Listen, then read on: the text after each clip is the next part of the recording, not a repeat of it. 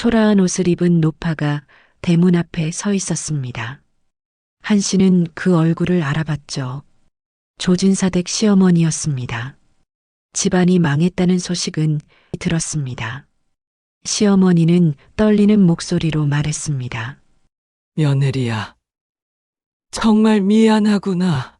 내가 너를 그렇게 매몰차게 쫓아낸 것을 평생 후회하며 살았다. 용서해다오. 한 씨가 웃으며 대답했습니다. 아닙니다, 어머님. 오히려 제가 감사드려야 합니다. 어머님 덕분에 제가 이렇게 부자가 됐습니다. 노파의 눈에서 눈물이 흘러내렸죠. 이 이야기는 25년 전으로 거슬러 올라갑니다.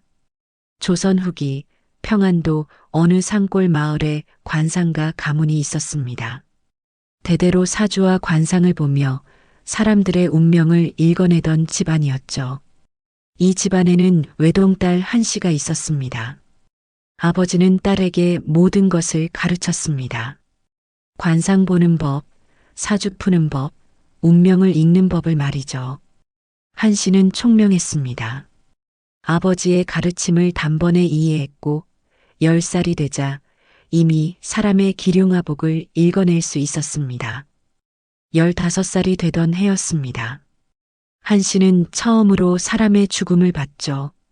마을 이장의 얼굴에서 석 달 뒤 죽을 상이 보였던 겁니다. 아버지에게 물었습니다. 이장이 곧 죽는다고 말해야 하느냐고. 아버지가 고개를 저었습니다.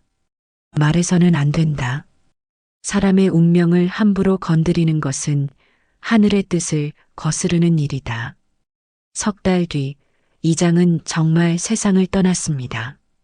한 씨는 그날 밤 잠을 이루지 못했죠. 미리 알았지만 막을 수 없었던 죽음이 가슴을 짓눌렀습니다. 17살이 되자 한 씨의 실력은 더욱 깊어졌습니다. 사주팔자를 펼치면 그 사람의 일생이 훤히 보였죠. 언제 재물운이 들어오고 언제 애군이 닥치는지가 송금 보듯 명확했습니다. 아버지는 자랑스러워했습니다. 이만한 경지에 오른 관상가는 드물다고 했죠. 하지만 한 씨는 행복하지 않았습니다. 사람을 만날 때마다 그 사람의 미래가 보였습니다. 저 사람은 내년에 큰 병을 앓겠구나. 저 아낙네는 남편과 이별하겠구나. 저 아이는 과거에 급제하겠구나. 모든 것이 보였죠. 그게 과연 행복일까요? 19살이 되던 봄날이었습니다. 한 씨는 연못가에 앉아 물을 바라보고 있었습니다. 물에 비친 자신의 얼굴을 봤죠. 그 얼굴에서 자신의 운명도 읽을 수 있었습니다. 하지만 보고 싶지 않았습니다. 그때 결심했습니다. 평범하게 살고 싶다고.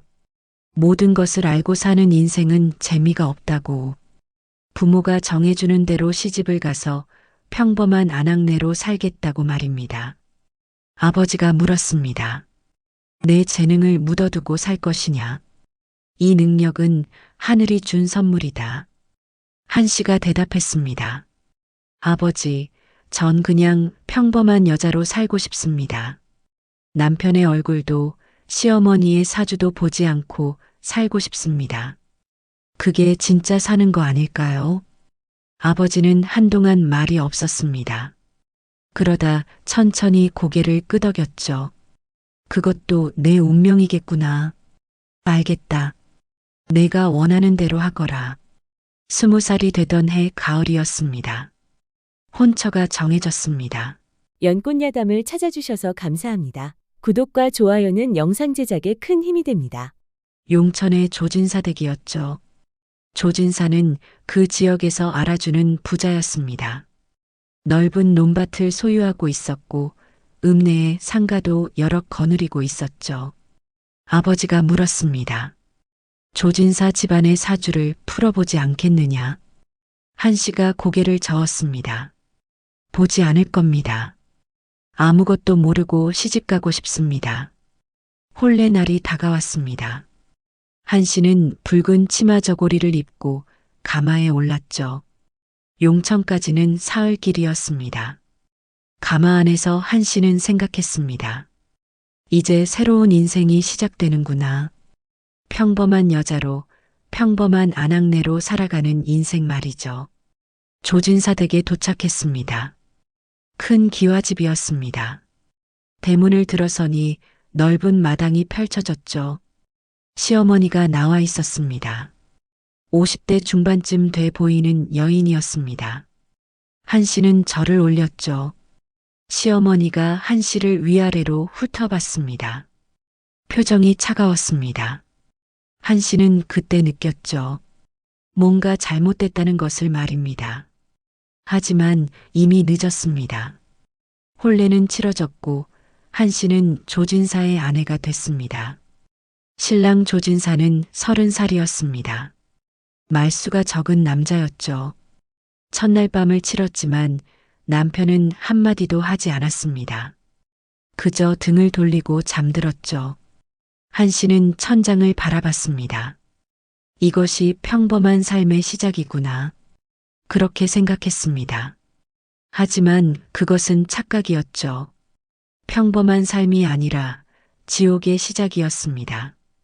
봄이 지나고 여름이 왔습니다. 한 씨는 조진사 댁의 며느리로서 할 일을 다했습니다.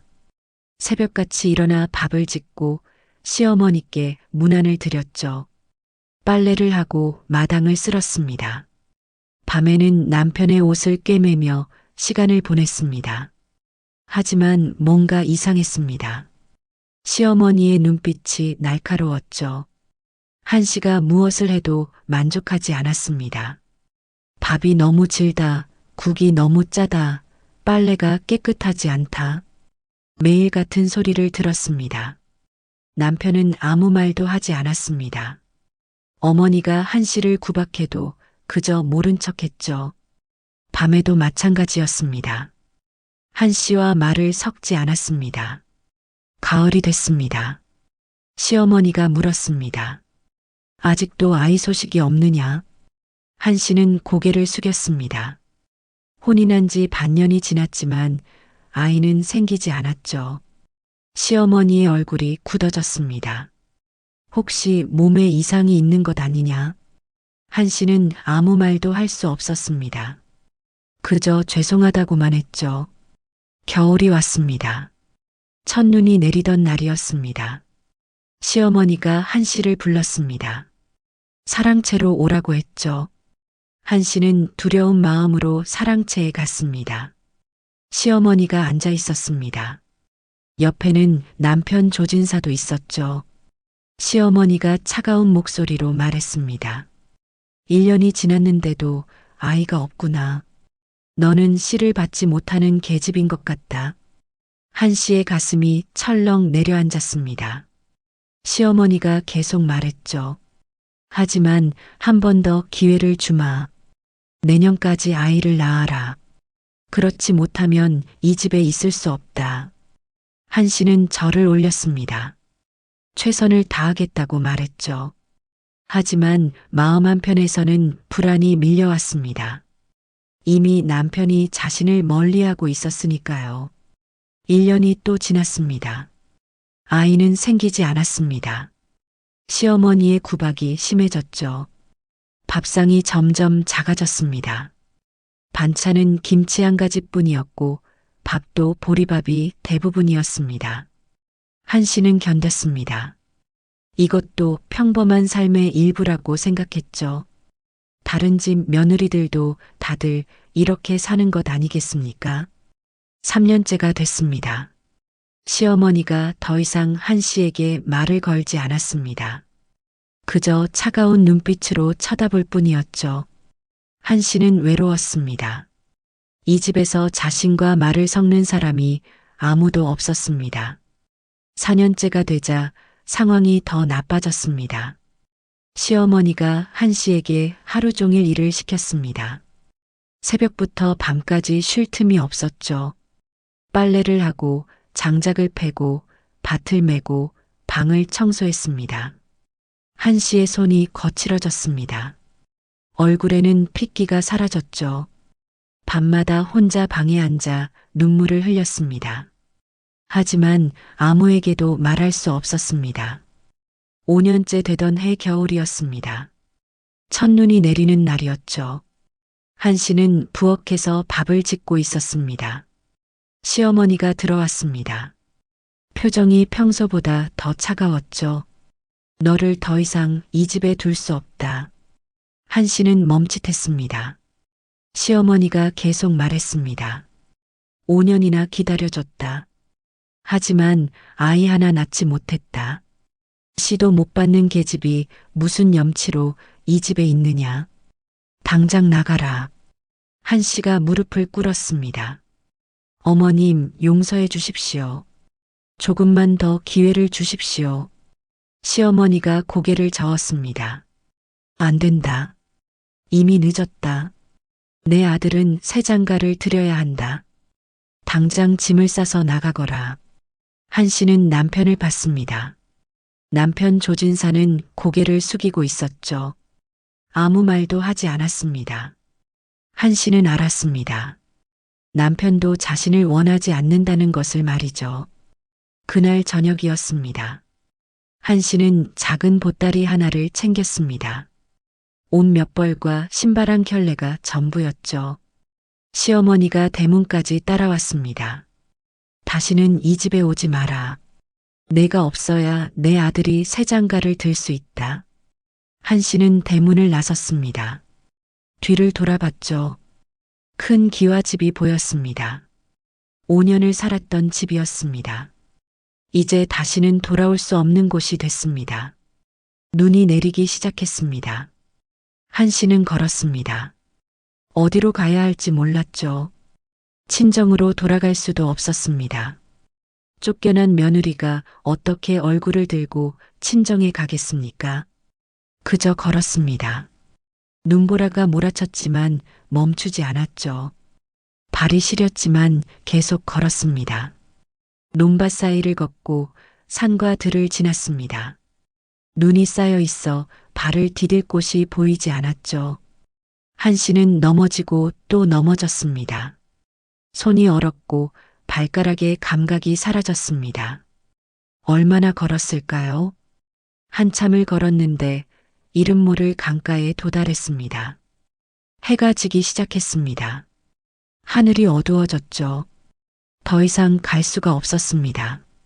이제야 후회가 밀려왔습니다. 왜 시어머니의 관상을 보지 않았을까? 왜 남편의 사주를 풀지 않았을까? 미리 알았더라면 이런 고생을 하지 않았을 텐데. 평범한 삶이 좋다고 모든 것을 알면 재미없다고 생각했던 자신이 한심했습니다. 눈물이 흘러내렸습니다. 눈물은 금방 얼어붙었죠. 한 씨는 하늘을 올려다봤습니다. 눈이 계속 내렸습니다. 쓰러질 것 같은 몸을 강가에 버려진 뗏목 위에 실었습니다. 아버지가 말씀하셨죠. 관상과 사주를 보는 능력은 하늘이 준 선물이라고. 그 선물을 스스로 버렸습니다. 평범하게 살고 싶다는 어리석은 욕심 때문에 말이죠. 이제 와서 알았습니다. 평범한 삶이란 없다는 것을. 사람은 누구나 자신의 운명과 싸우며 살아간다는 것을. 그 운명을 미리 알고 대비하는 것이 현명한 일이라는 것을 말입니다. 하지만 이제 늦었습니다. 이미 모든 것을 잃었죠. 집도 남편도 미래도 모두 사라졌습니다. 이제 남은 것은 죽음뿐이었습니다. 한 씨는 눈을 감았습니다. 추위가 온몸을 파고들었죠. 한참이 지난 것 같았습니다. 몸의 감각이 사라지고 있었습니다. 지난 5년간의 일을 잊어버릴 수 있게 이 뗏목이 나를 아주 먼 곳으로 데려가길 바랬습니다. 정신이 흐려지기 시작했습니다. 아버지의 얼굴이 떠올랐습니다. 어머니의 목소리가 들렸죠. 하지만 그것도 점점 멀어져 갔습니다. 그때였습니다. 물살을 가르며 커다란 배가 접근하는 소리가 들렸습니다. 사람들의 목소리도 들렸습니다. 하지만 한 씨는 눈을 뜰 수가 없었습니다. 저기 사람이 쓰러져 있습니다. 누군가 소리쳤습니다. 배에서 누군가 뗏목으로 내려오는 것 같았습니다. 누군가 한 씨를 흔들었습니다. 아직 숨이 붙어 있습니다. 빨리 데려가야 합니다. 한 씨는 누군가에게 안겼습니다. 따뜻한 온기가 느껴졌죠. 그리고 다시 정신을 잃었습니다. 눈을 떴을 때 따뜻한 방 안이었습니다. 천장이 보였습니다. 낯선 천장이었죠. 몸을 움직이려 했지만 힘이 없었습니다. 옆을 보니 화로가 있었습니다. 불이 타오르고 있었죠. 깨어났습니까? 목소리가 들렸습니다. 한 씨는 고개를 돌렸습니다. 40대쯤 돼 보이는 남자가 앉아 있었죠. 품위 있는 모습이었습니다. 좋은 옷을 입고 있었고 눈빛이 온화했습니다. 여기가 어디입니까? 한 씨가 물었습니다. 목소리가 잘 나오지 않았죠. 남자가 물 한 잔을 건넸습니다. 걱정 마십시오. 우리 상단이 지나가다 쓰러진 당신을 발견했습니다. 지금은 객사에 있습니다. 상단이라는 말에 한 씨는 고개를 끄덕였습니다. 물을 마셨죠. 목이 타들어갔던 터라 물이 꿀처럼 달았습니다. 고맙습니다. 목숨을 구해주셔서 감사합니다. 남자가 손을 내저었습니다. 당연한 일을 했을 뿐입니다. 그런데 어떻게 혼자서 그런 산길을 헤매고 계셨습니까? 집은 어디고 가족은 어디 있습니까? 한 씨는 말문이 막혔습니다. 무슨 말을 해야 할까요? 쫓겨난 며느리라고 말해야 할까요? 아이를 낳지 못해 버림받았다고 말해야 할까요? 남자가 한 씨의 표정을 봤습니다. 그리고 천천히 말했죠. 말하고 싶지 않으면 하지 않아도 됩니다. 우선 몸을 추스르십시오. 며칠 쉬었다가 가실 곳을 정해도 늦지 않습니다. 한 씨는 고개를 숙였습니다. 눈물이 또 흘러내렸죠. 낯선 사람의 따뜻한 말 한마디가 이렇게 고마울 줄 몰랐습니다. 사흘이 지났습니다. 한 씨의 몸은 많이 회복됐습니다. 동상 걸렸던 손과 발도 나아졌죠. 그동안 그 남자는 매일 들러 안부를 물었습니다. 그리고 억지로 말을 시키지 않았습니다. 나흘째 되던 날이었습니다. 한 씨는 결심했습니다. 진실을 말하기로 말이죠. 그 남자에게 거짓말을 하고 싶지 않았습니다. 왜 그랬을까요? 그 사람의 눈을 보니 거짓말을 해서는 안 될 것 같았습니다. 남자가 들어왔습니다. 오늘도 안부를 묻기 위해서였죠. 한 씨가 먼저 말을 꺼냈습니다. 말씀드릴 것이 있습니다. 남자가 앉았습니다. 한 씨는 천천히 이야기를 시작했습니다. 관상가 가문에서 태어났다는 것, 평범하게 살고 싶어 혼인했다는 것, 5년 동안 아이를 낳지 못해 구박받았다는 것, 그리고 쫓겨났다는 것까지 모두 말했습니다. 남자는 조용히 듣고 있었습니다. 한 씨가 말을 마치자 물었습니다. 왜 그렇게 솔직하게 말씀하십니까? 숨길 수도 있었을 텐데. 한 씨가 대답했습니다. 당신에게는 거짓말을 하면 안 좋을 것 같았습니다. 이유는 모르겠지만 그냥 그런 느낌이 들었습니다. 남자가 빙그레 웃었습니다. 그리고 말했죠. 제 이름은 임가후입니다. 만상 상단의 셋째 단주입니다. 우리 아버지가 상단을 일으키셨고 5 아들이 각각 단을 맡아 장사를 하고 있습니다. 한 씨는 고개를 숙여 인사했습니다. 한 씨라고 합니다. 구해주신 은혜를 어떻게 갚아야 할지 모르겠습니다. 임가후 단주가 말했습니다. 은혜는 무슨, 사람이 사람을 돕는 것은 당연한 일입니다. 그런데 이제 어디로 가실 생각입니까? 한 씨는 대답할 수 없었습니다. 갈 곳이 없었죠. 임가후가 말을 이었습니다. 만약 괜찮다면 우리 상단을 따라다니시겠습니까? 제가 당신을 보니 그냥 보내기가 아깝습니다. 무언가 특별한 인연이 있을 것 같습니다. 한 씨는 그 말을 듣고 눈물을 흘렸습니다. 다시 시작할 수 있는 기회가 주어진 것이었죠. 한 씨는 상단을 따라다니기 시작했습니다. 임가후의 상단은 규모가 컸습니다.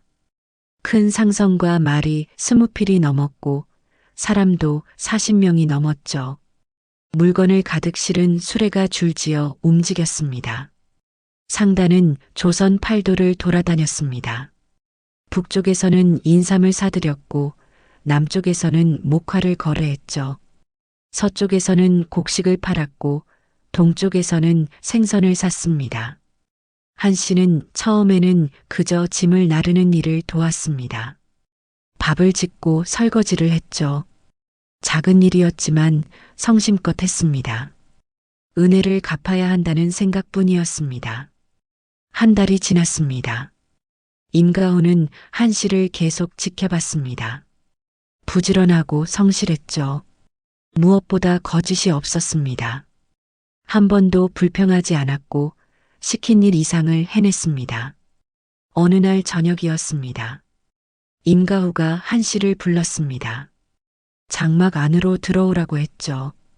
한 씨는 조심스럽게 들어갔습니다. 임가호가 앉아 있었고 옆에는 20살쯤 되는 젊은이가 있었습니다. 제 아들입니다. 임태성이라고 합니다. 임태성이 한 씨에게 인사를 했습니다. 한 씨도 답례했죠. 임가후가 말을 이었습니다.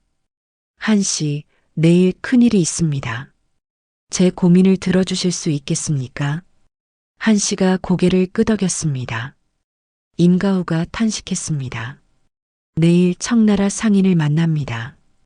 인삼대량 거래를 논의하려고 합니다.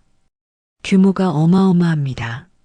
성공하면 우리 단이 형제들 중에서 가장 큰 이익을 낼 것입니다. 한 씨는 조용히 들었습니다. 임가후가 계속 말했죠. 하지만 부담이 큽니다.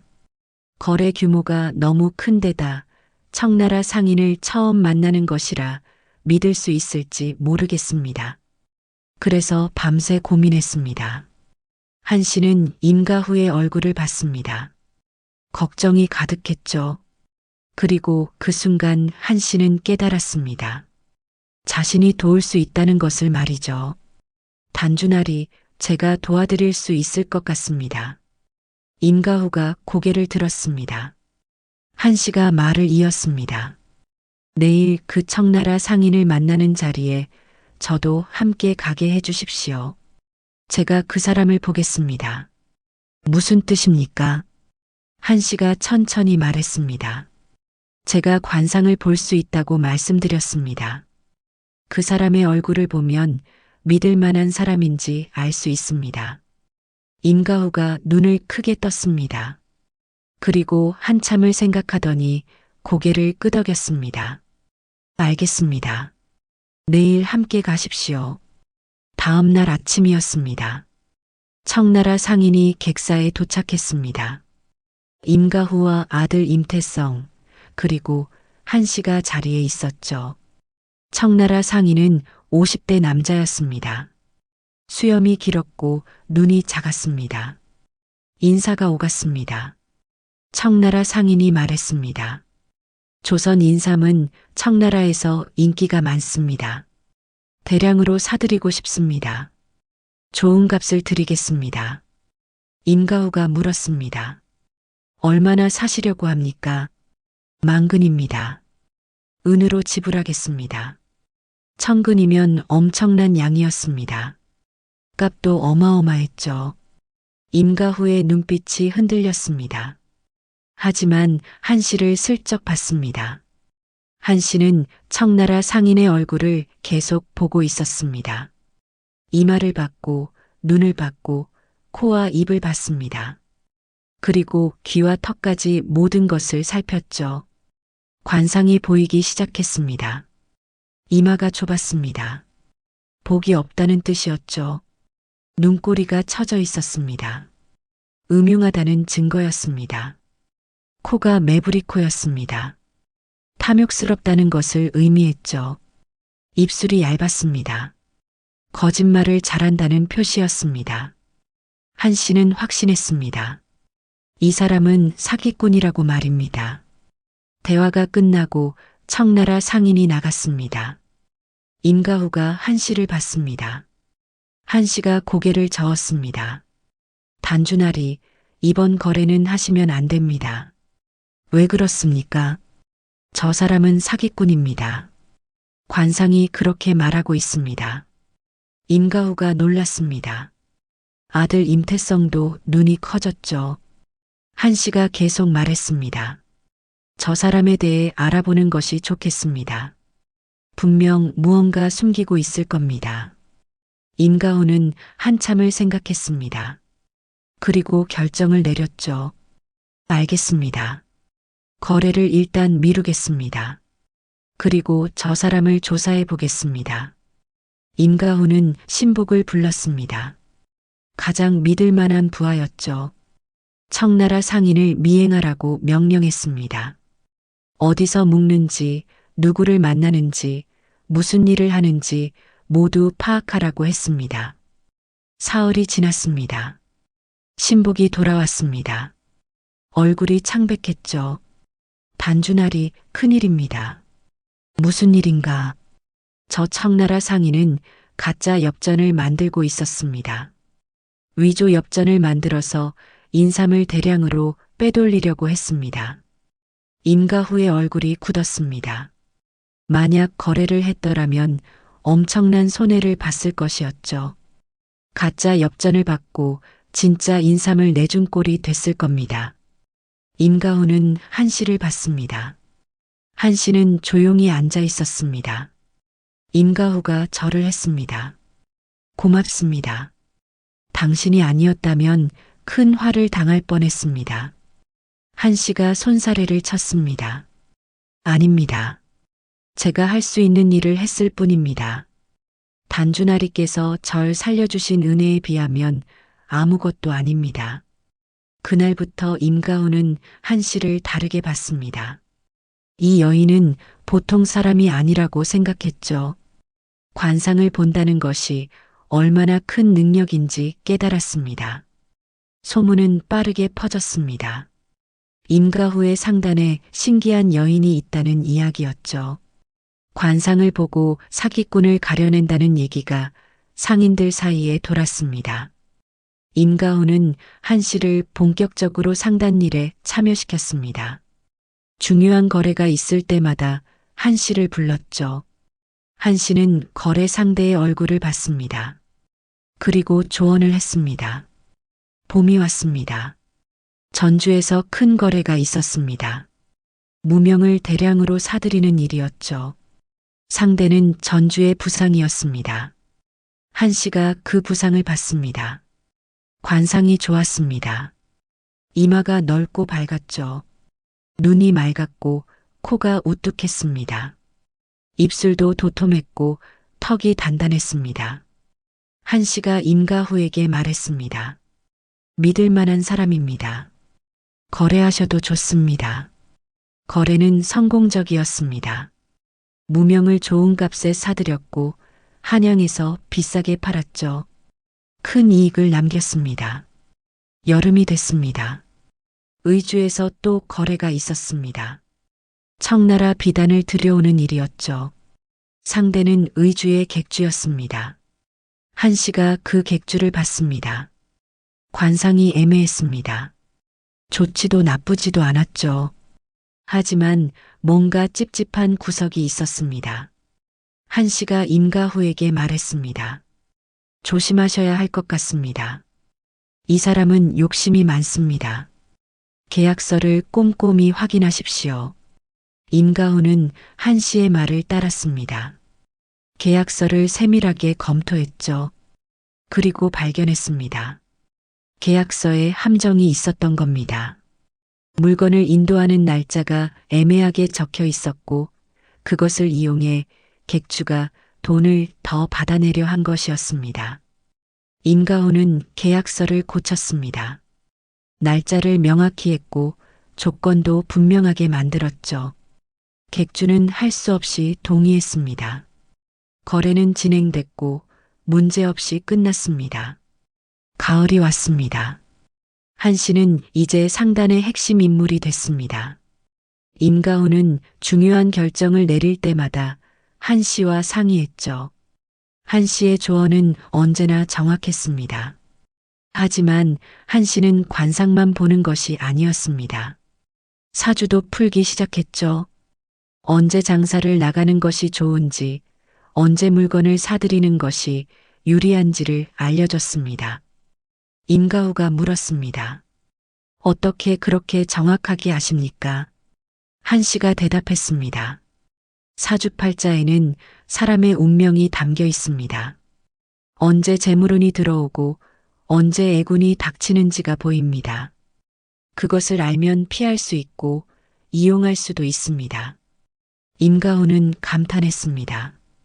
이런 능력을 가진 사람을 만난 것이 얼마나 큰 행운인지 알았죠. 겨울이 왔습니다. 한 해가 끝나갈 무렵이었습니다. 임가후의 상단은 다른 형제들의 담보다 훨씬 많은 이익을 냈습니다. 상단 주인 아버지가 기뻐했죠. 가후야, 어떻게 이렇게 큰 이익을 냈느냐? 임가후가 대답했습니다. 아버님, 제게 훌륭한 조력자가 있습니다. 한 씨라는 여인인데 관상과 사주를 볼 줄 압니다. 그 덕분에 사기를 피하고 좋은 거래를 할 수 있었습니다. 상단주가 한 씨를 만나고 싶어 했습니다. 한 씨는 조심스럽게 상단주 앞에 나갔죠. 상단주는 예순이 넘은 노인이었습니다. 수염이 희었고 눈빛이 날카로웠습니다. 내가 한 씨라는 여인이구나. 내 셋째 아들을 많이 도와줬다고 들었다. 한 씨가 절을 올렸습니다. 과찬이십니다. 단주나리께서 절 살려주신 은혜를 갚았을 뿐입니다. 상단주가 빙그레 웃었습니다. 은혜를 아는 사람이로구나. 좋다. 앞으로도 내 아들을 잘 도와다오. 한 씨는 다시 절을 올렸습니다. 하지만 그날 밤 한 씨는 걱정이 됐습니다. 상단주의 다른 아들들, 즉 임가후의 형들이 어떻게 생각할지 걱정됐죠. 그 걱정은 현실이 됐습니다. 큰형과 둘째 형이 시기하기 시작한 겁니다. 새해가 밝았습니다. 임가후의 상단은 더욱 바빠졌습니다. 한 씨는 이제 모든 중요한 거래에 참여했죠. 임가후는 한 씨 없이는 큰 결정을 내리지 못할 정도가 됐습니다. 한 씨는 자신의 재능을 완전히 되찾았습니다. 5년 동안 묻어뒀던 관상과 사주의 능력이 다시 살아난 것이었죠. 아니, 오히려 더 깊어졌습니다. 고난을 겪으며 사람을 보는 눈이 더 예리해진 것이었습니다. 어느 날이었습니다. 한양에서 급한 정갈이 날아왔습니다. 청나라 칙사가 조선을 방문한다는 소식이었죠. 임가후가 한 씨에게 급히 달려갔습니다. 큰일입니다. 청나라에서 인삼을 단일 창구로만 수입하겠답니다. 조선 3대 상단 중 하나를 선택한다고 합니다. 한 씨는 그 의미를 단번에 알았습니다. 선택받으면 엄청난 부가 들어오는 것이었습니다. 하지만 탈락하면 청나라 무역에서 완전히 밀려나는 것이었죠. 사흘 후 한양에서 협상이 있습니다. 개성 상인과 한양 상인도 참여합니다. 임가훈은 고민에 빠졌습니다. 이런 큰 협상에는 상단 주인 아버지가 가야 마땅했습니다. 하지만 거리가 멀고 시간이 너무 촉박했죠. 결국 셋째 아들인 임가후가 가기로 했습니다. 한 씨도 함께 가시겠습니까? 물론입니다. 이런 중요한 일을 어찌 혼자 가십니까? 사흘 후 한양 남대문 안쪽에 큰 객사였습니다. 도착하니 이미 다른 상인들이 와 있었습니다. 개성 상인은 거만한 표정이었고 한양 상인은 여유로워 보였습니다. 두 사람 모두 자신만만했죠. 협상 순서가 정해졌습니다. 첫째 개성 상인, 둘째 한양 상인, 셋째 만상 임가후였습니다. 개성 상인이 먼저 들어갔습니다. 한참 후에 나왔는데 만족스러운 얼굴이었죠. 한양 상인도 들어갔다 나왔는데 웃고 있었습니다. 두 사람 모두 잘 됐다는 표정이었습니다. 드디어 임가후 차례였습니다. 한 씨도 함께 들어갔습니다. 방 안에는 청나라 칙사가 앉아 있었습니다. 50대쯤 되는 남자였죠. 화려한 청나라 관복을 입고 있었습니다. 칙사는 황제의 종친이었습니다. 막강한 권력자였죠. 이번 협상의 모든 결정권을 가진 사람이었습니다. 칙사는 차를 마시고 있었습니다. 귀찮다는 듯 손짓했습니다. 앉게. 앞서 2번 협상이 있었는데 잘 끝났네. 임가후가 조심스럽게 앉았습니다. 한 씨는 뒤에 조용히 섰습니다. 칙사가 계속 말했죠. 개성상인은 인사만근에 400냥, 수송비 100냥, 자기 이익 100냥에서 600냥을 요구했네. 임가후는 숨을 죽였습니다. 600냥이면 꽤 높은 가격이었습니다. 한양 상인은 인사만근에 300냥, 수송비 100냥, 이익 100냥 해서 500냥을 불렀지. 자네 만상은 얼마나 받겠나? 임가후는 당황했습니다. 원가를 따져보니 최소한 500냥은 받아야 했습니다. 인삼값이 250냥은 들어갔고 수송비와 이익까지 더하면 500냥 밑으로는 불가능했죠. 하지만 한양 상인이 이미 500냥을 불렀습니다. 그보다 높게 부르면 당연히 탈락입니다. 임가후는 입을 열지 못했습니다. 식은땀이 흘렀죠. 바로 그때였습니다. 한 씨가 살며시 다가왔습니다. 임가후 귀에 속삭였습니다. 단주나리, 저 칙사를 보십시오. 눈썹 중간이 끊어졌습니다. 턱도 부실합니다. 재물이 빠져나가는 상입니다.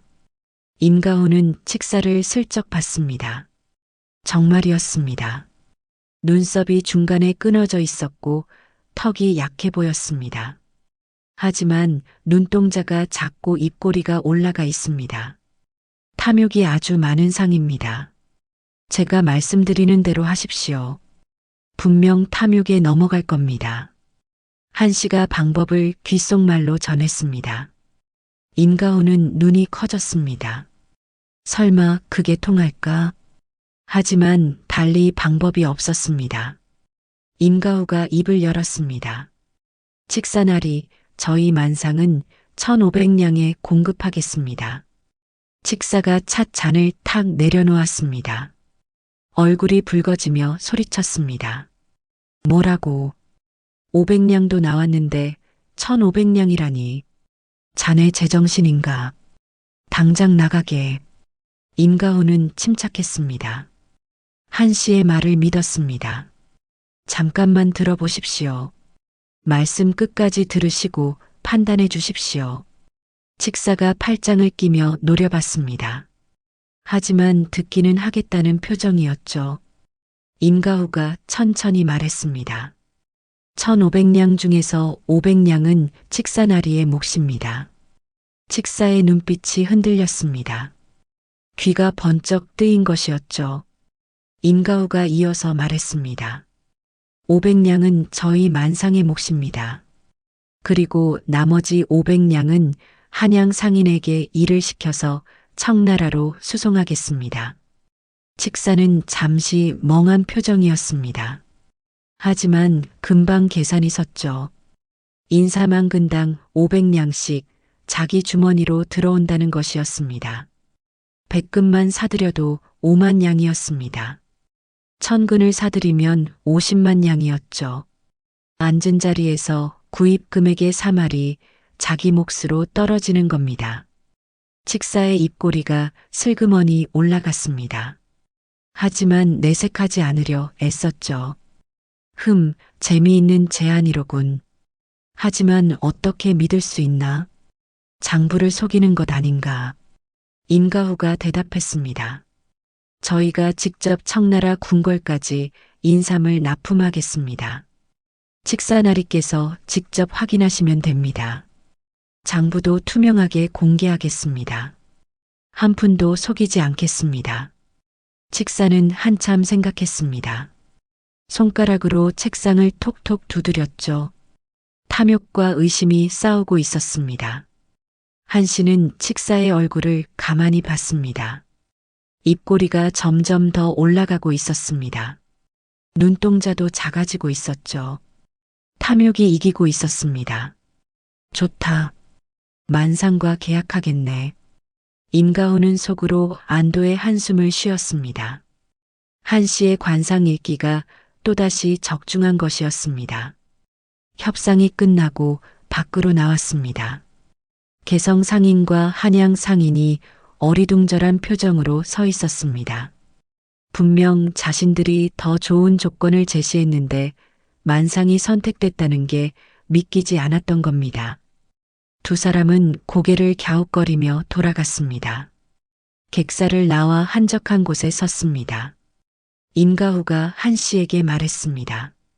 당신이 아니었다면 이런 기회는 절대 잡지 못했을 겁니다. 정말 그 칙사가 탐욕에 넘어갈 줄은 몰랐습니다. 한 씨가 조용히 웃었습니다. 사람의 마음을 읽는 것이 관상입니다. 탐욕이 많은 사람에게는 탐욕으로 다가가야 합니다. 칙사는 권력은 있지만 재물이 빠져나가는 상이었습니다. 그런 사람은 돈 앞에서 약합니다. 그날 밤 객사에 묵으며 임가후와 한 씨는 앞으로의 일을 이야기했습니다. 이 계약으로 만상은 청나라 독점 무역권을 얻게 됐습니다. 상상할 수 없는 큰 부가 들어올 것이었죠. 조선 제1의 상단이 되는 것도 시간 문제였습니다. 하지만 한 씨는 걱정스러웠습니다. 단주나리 형님들께서 이 소식을 들으시면 시기가 더욱 심해질 겁니다. 임가후도 알고 있었습니다. 형들이 가만히 있지 않을 것이라는 것을 말이죠. 하지만 어쩔 수 없는 일이었습니다. 그때 가서 생각하겠습니다. 지금은 이 기회를 제대로 살리는 게 중요합니다. 한 씨는 고개를 끄덕였습니다. 하지만 마음 한편에서는 불안이 커지고 있었습니다. 곧 큰 폭풍이 몰려올 것 같은 예감이 들었습니다. 한 씨의 그런 예감은 언제나 틀린 적이 없었습니다. 며칠 후였습니다. 평양에서 거래가 있었습니다. 명주를 사들이는 일이었죠. 상대는 평양의 비단 장수였습니다. 한 씨가 그 장수를 봤습니다. 얼굴에 광채가 났습니다. 곧 큰 재물운이 들어온다는 뜻이었죠. 한 씨가 임가후에게 말했습니다. 이 사람은 곧 성공할 사람입니다. 지금 거래하면 나중에 더 좋은 인연이 될 것입니다. 좋은 값을 주고 사십시오. 임가후는 의아해했습니다. 보통은 값을 낮추라고 하는데 이번에는 좋은 값을 주라고 했으니까요. 하지만 한 씨를 믿었습니다.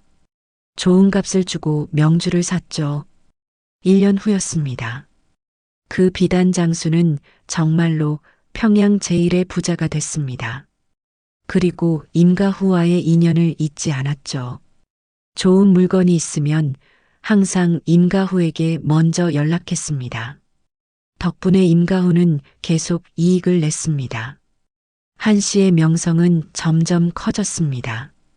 다른 상인들도 한 씨에게 관상을 봐달라고 청했죠. 하지만 한 씨는 거절했습니다. 오직 임가후의 일만 도왔습니다. 임가후가 물었습니다. 왜 다른 사람들은 도와주지 않습니까? 한 씨가 대답했습니다. 단주나리께서 절 살려주셨습니다. 제 은혜는 오직 단주나리께만 갚아야 합니다. 임가후는 감동했습니다. 이런 의리 있는 사람을 만난 것이 얼마나 큰 복인지 알았죠. 하지만 문제가 생기기 시작했습니다. 형제들의 시기였습니다. 임가후에게는 4명의 형제가 더 있었습니다. 큰형 임가선, 둘째 형 임가명, 넷째 동생 임가진, 막내 동생 임가성이었죠. 모두 상단의 단주를 맡고 있었습니다. 그 중에서 특히 큰형과 둘째 형의 시기가 심했습니다. 원래는 큰형이 가장 많은 이익을 냈었죠. 하지만 지난 1년 동안 임가우가 가장 많은 이익을 냈습니다. 큰형과 둘째 형은 그것이 마음에 들지 않았습니다. 어느 날 밤이었습니다. 큰형 임가성과 둘째 형 임가명이 은밀히 만났습니다. 술을 마시며 불만을 터뜨렸죠. 셋째 놈이 어찌 우리보다 많은 이익을 낸단 말인가. 한씨라는 여자 때문이다. 그 여자가 없었다면 셋째가 이렇게 되지는 못했을 것이다. 우리도 그 여자를 데려와야 하지 않겠나? 안 된다. 그 여자는 셋째만 돕는다고 한다. 다른 사람은 거들떠보지도 않는다더라. 그럼 어쩐단 말인가? 셋째를 끌어내려야 한다. 그래야 우리가 다시 위에 설 수 있다. 두 사람은 음모를 꾸미기 시작했습니다. 임가호를 모함할 계획을 세운 것이었죠. 한씨는 그것을 눈치챘습니다. 큰형과 둘째 형의 관상을 봤을 때 이미 느꼈습니다. 욕심이 많고 음흉한 관상이었죠. 언젠가 문제를 일으킬 것이라고 생각했습니다. 한씨는 임가후에게 경고했습니다. 단주날이 조심하셔야 합니다. 형님들께서 무언가 꾸미고 계십니다. 임가후가 놀랐습니다. 형님들이 나를 해칠 리 없습니다. 같은 피를 나눈 형제인데. 한씨가 고개를 저었습니다. 사람은 욕심 앞에서 형제도 져버립니다. 관상이 그렇게 말하고 있습니다. 부디 조심하십시오. 임가호는 반신반의했지만 한씨의 말을 완전히 무시할 수는 없었습니다. 지금까지 한씨의 말은 언제나 맞았으니까요. 한씨의 예감은 적중했습니다. 큰형 임가성과 둘째 형 임가명은 음모를 실행에 옮기기 시작했습니다. 먼저 소문을 퍼뜨렸습니다. 임가후가 장부를 조작하고 있다는 소문이었죠.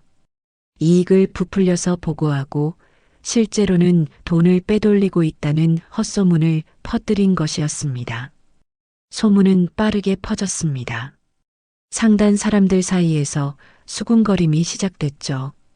일부는 믿었고 일부는 의심했습니다. 한씨는 그 소문을 듣자마자 알았습니다. 형님들의 짓이라는 것을 말이죠. 임가후에게 말했습니다. 단주날이 시작됐습니다. 형님들이 움직이고 계십니다. 임가후는 분노했습니다. 하지만 어떻게 대응해야 할지 몰랐죠.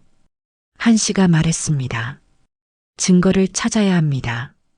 형님들이 주고받은 편지나 장부를 입수해야 합니다. 어떻게 그것을 찾습니까? 한씨가 눈을 빛냈습니다. 제가 방법을 찾아보겠습니다. 한씨는 며칠 동안 큰형과 둘째 형의 움직임을 지켜봤습니다. 그들이 누구를 만나는지 어디를 가는지를 파악했죠. 그리고 기회를 노렸습니다. 어느 날 밤이었습니다. 큰형과 둘째 형이 은밀히 만나는 것을 봤습니다. 한씨는 몰래 따라갔죠. 두 사람은 작은 객사에 들어갔습니다. 한씨는 창문 밖에서 엿들었습니다. 두 사람의 대화가 들렸죠. 장부는 준비했나? 물론이다. 셋째 놈의 장부를 조작했다. 이것을 아버님께 보여드리면 셋째는 끝이다. 좋다.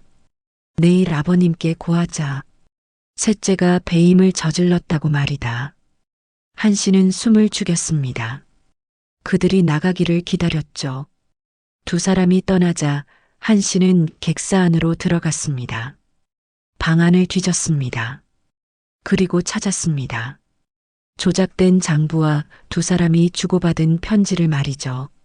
한씨는 그것을 들고 임가후에게 달려갔습니다. 임가후는 장부와 편지를 봤습니다. 얼굴이 창백해졌죠. 이것이 증거입니다. 내일 형님들이 상단주님께 고할 것입니다. 임가후가 주먹을 쥐었습니다. 분노가 치밀어 올랐죠. 하지만 한씨가 말했습니다.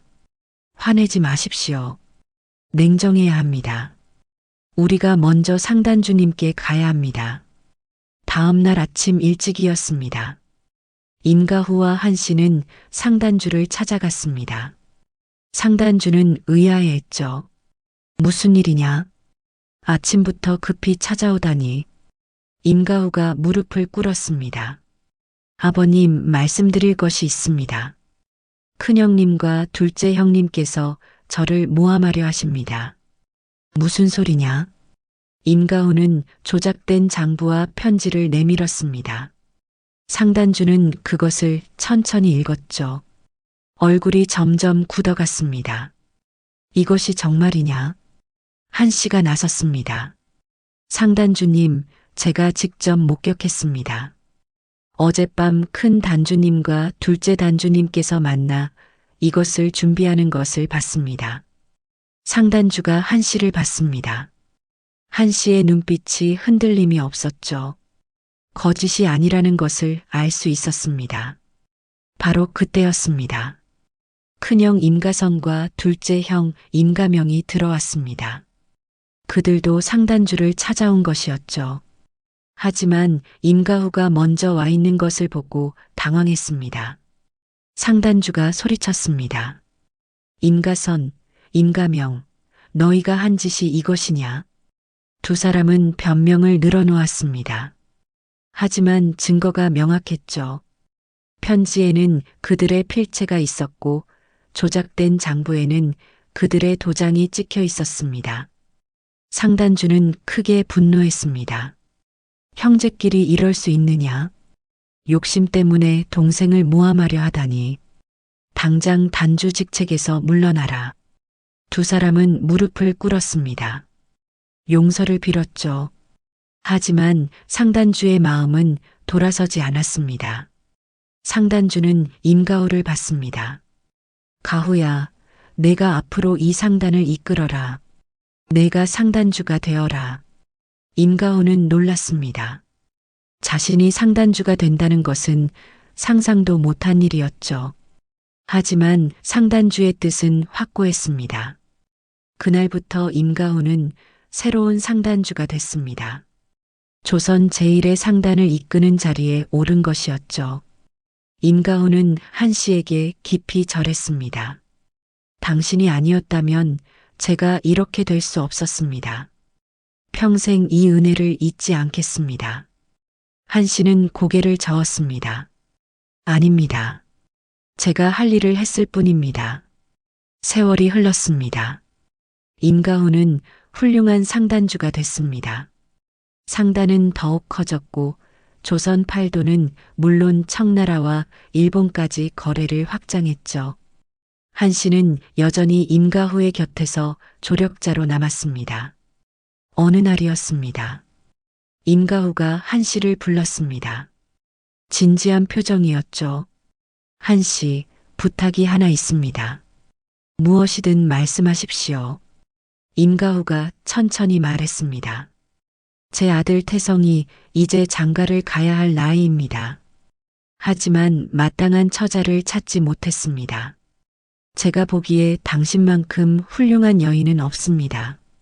태성의 아내가 되어주시겠습니까? 한씨는 놀랐습니다. 자신은 이미 한 번 혼인했다 쫓겨난 몸이었죠. 그런 자신을 며느리로 맡겠다는 것이 믿기지 않았습니다. 단주나리, 저는 이미 혼인했던 몸입니다. 게다가 아이도 낳지 못했습니다. 어떻게 제가 도련님의 아내가 될 수 있겠습니까? 임가후가 고개를 저었습니다. 그런 것은 중요하지 않습니다. 당신은 훌륭한 사람입니다. 지혜롭고 의리 있으며 정직합니다. 그것이면 충분합니다. 한씨는 말문이 막혔습니다. 임가후가 계속 말했죠. 사실 태성이도 당신을 흠모하고 있습니다. 오래전부터 당신을 좋아했습니다. 하지만 감히 말을 꺼내지 못했을 뿐입니다. 한씨는 아들 임태성을 떠올렸습니다. 성실하고 온화한 젊은이였죠. 한 씨보다 5살 어렸지만 한 씨를 존중하고 따랐습니다. 한 씨는 고민했습니다. 그리고 결정을 내렸죠. 알겠습니다. 도련님께서 괜찮으시다면 제가 아내가 되겠습니다. 혼례가 치러졌습니다. 성대하지는 않았지만 따뜻했습니다. 임가훈은 한 씨를 친딸처럼 대했죠. 상단 사람들도 모두 축하했습니다. 한 씨는 임태성의 아내가 됐습니다. 만상의 대를 잇게 된 것이었죠. 행복했습니다. 처음으로 진짜 가족을 얻은 기분이었습니다.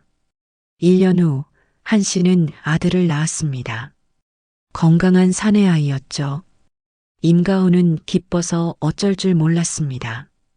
손주를 얻은 것이었으니까요. 한 씨는 생각했습니다. 아이를 낳지 못한 것이 아니었구나. 그저 때가 아니었을 뿐이었구나. 세월은 계속 흘렀습니다. 한 씨의 아들은 건강하게 자랐고 임가후의 상단은 조선 제일이 됐습니다. 한 씨는 여전히 관상과 사주로 상단을 도왔죠. 어느 날이었습니다. 대문을 두드리는 소리가 들렸습니다. 하인이 나가보더니 돌아와 말했습니다. 마님, 누군가 마님을 찾아왔습니다. 한 씨가 대문으로 나갔습니다. 그리고 얼어붙었죠. 초라한 옷을 입은 노파가 서 있었습니다. 조진사댁 시어머니였습니다. 시어머니는 한 씨를 보자마자 눈물을 흘렸습니다. 무릎을 꿇으려 했죠. 한 씨가 얼른 부축했습니다. 어머님, 일어나십시오. 시어머니가 떨리는 목소리로 말했습니다. 며느리야, 정말 미안하구나. 그때 내가 너를 그렇게 매몰차게 쫓아낸 것을 평생 후회하며 살았다. 용서해다오. 한 씨는 시어머니를 안으로 모셨습니다. 따뜻한 차를 내왔죠. 시어머니가 이야기를 했습니다. 내가 떠난 후 조진사가 다시 장가를 들었다.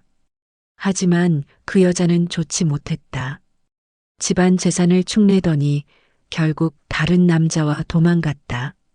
조진사는 그 충격으로 병을 앓다가 세상을 떠났다. 집안이 망했다. 이제 우리는 아무것도 없다. 한 씨는 조용히 들었습니다. 시어머니가 계속 말했죠. 너를 쫓아낸 것이 얼마나 큰 실수였는지 뒤늦게 알았다. 내가 있었다면 집안이 이렇게 되지는 않았을 것이다. 정말 미안하구나. 한 씨가 웃으며 말했습니다. 아닙니다, 어머님. 오히려 제가 감사드려야 합니다. 시어머니가 눈을 크게 떴습니다. 한 씨가 말을 이었죠. 어머님께서 저를 쫓아내지 않으셨다면 전 이렇게 행복할 수 없었을 겁니다. 좋은 사람들을 만날 수 없었을 것이고 제 재능을 살릴 수도 없었을 겁니다. 어머님 덕분에 제가 이렇게 부자가 됐습니다. 시어머니는 눈물을 흘렸습니다. 한 씨가 시어머니의 손을 잡았습니다. 이제부터 저희와 함께 사십시오. 제가 모실게요. 시어머니는 한동안 울었습니다. 한 씨는 조용히 곁에 있어줬죠. 그날 저녁이었습니다. 한 씨는 창밖을 바라봤습니다. 별이 빛나고 있었죠. 긴 여정이었습니다. 관상가 집안에서 태어나 평범함을 꿈꾸며 시집갔다가 쫓겨나 죽을 뻔했고 새로운 인연을 만나 다시 일어섰습니다. 한 씨는 생각했습니다. 인생은 정말 알 수 없는 것이라고. 모든 것을 알려 하지 말고 때로는 흘러가는 대로 살아야 한다고. 하지만 자신의 재능을 버려서는 안 된다고. 그 재능이 언젠가는 자신을 구할 것이라고 말이죠. 남편 임태성이 다가왔습니다. 아들을 안고 있었죠. 무슨 생각을 하십니까? 한 씨가 웃었습니다. 아무 생각도 안 해요. 그냥 행복하다는 생각만 들어요. 임태성도 웃었습니다.